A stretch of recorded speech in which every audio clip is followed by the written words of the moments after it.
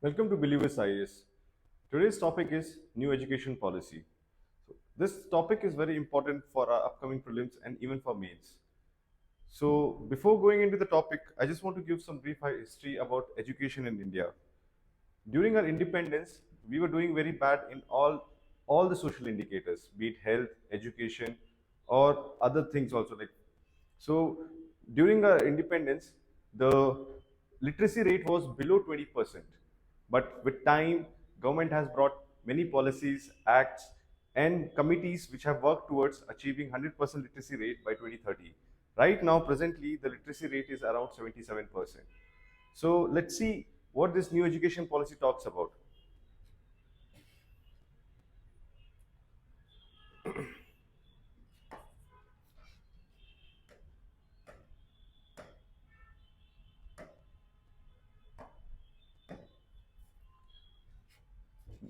This new education policy covers elementary education to higher education in both rural and urban area.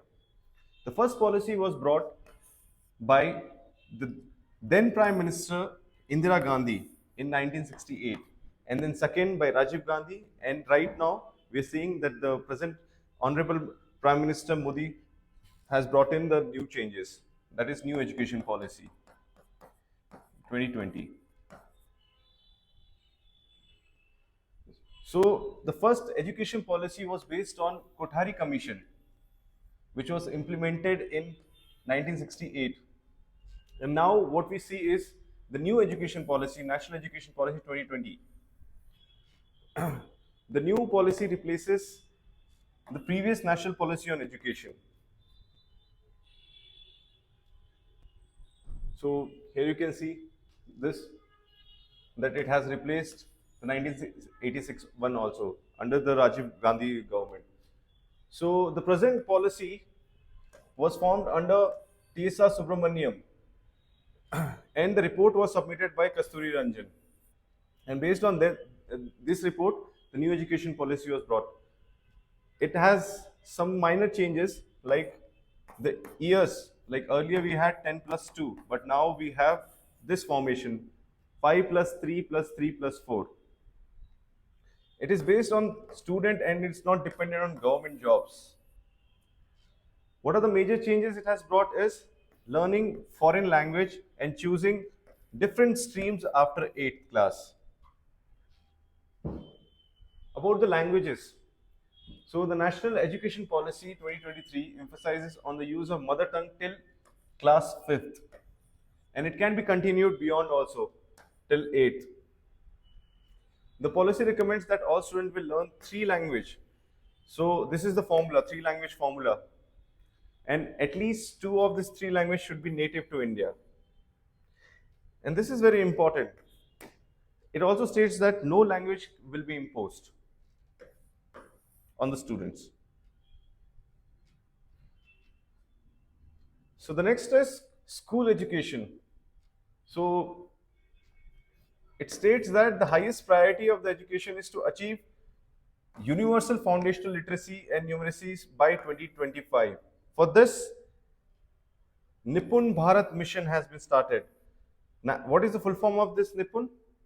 National Initiative for Proficiency in Reading and Understanding and Numeracy. So this is very important for prelims. If it is asked that Nipun Bharat is related to which ministry or to which scheme, then it is for the education. Next, the structures what they have changed. 10 plus 2 has been changed to 5 plus 3 plus 3 plus 4. So what is this 5 years? So let's see the first one, 5 years. Foundational stage it is called. It is again subdivided into 2 parts. 3 years of preschool or Anganwadi followed by class 1 and 2. This will cover children of 3 to 8 years.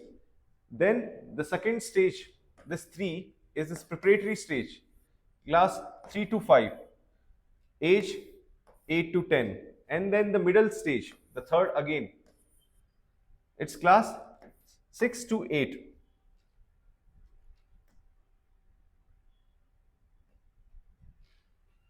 Then the last one, 9 to 12, covering the age of 14 to 18. So this is important because for pre-exams or for entrance, exam will be held every academic year, will attend only in 3 exams, that is in the class 2, 2nd, 5th and 8th. And this is a very good welfare approach what the government of India has taken. The midday meal scheme will be extended to include breakfast.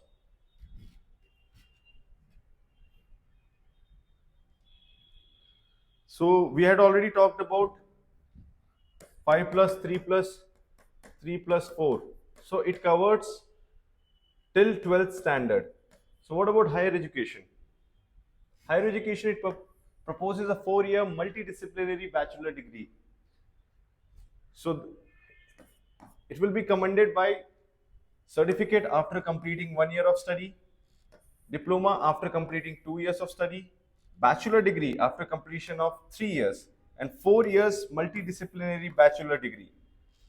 MPhil has been discontinued, Masters of Philosophy.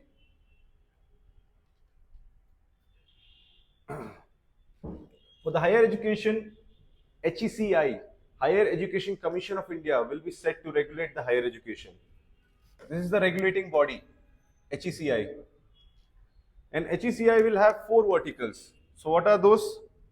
The first one is National Higher Education Regulatory Council, National Accreditation Council, Higher Education Grant Council, and General Education Council.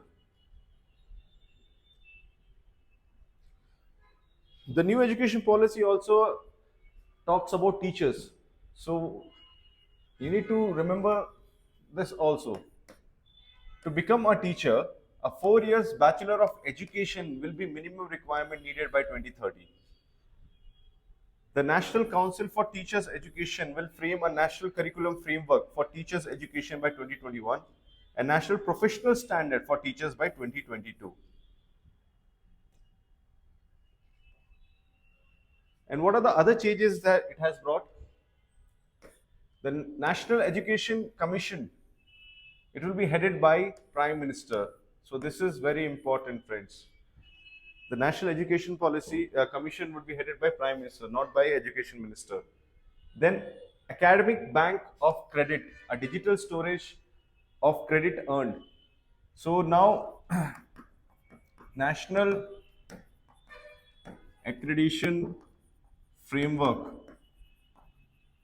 will look into this Academic Bank of Credit. Then NRF, National Research Foundation, to contribute at least 2 to 2.5% of GDP in R&D. Special Education Zone and Gender Inclusion Fund for assisting the nation, not only female but even transgender children. So these are some other changes which the NEP talks about. So once the policy was rolled out, Karnataka was the first state to issue an order with regard to implementing NEP. Then later you can see Madhya Pradesh, then Uttar Pradesh and Telangana has followed the suit. In July 2023, National Digital University launched questions. Sorry, so it's still here. In July 2023, National Digital University was launched. And these are the questions for you, friends. Please write it in the comment box. Education comes under which list? Is it union, state or concurrent? The second question is, which articles in Constitution of India talks about education? Third one, what is the present literacy rate of India? And the fourth question is, what is National Accreditation Framework? So this is it for today. Thank you.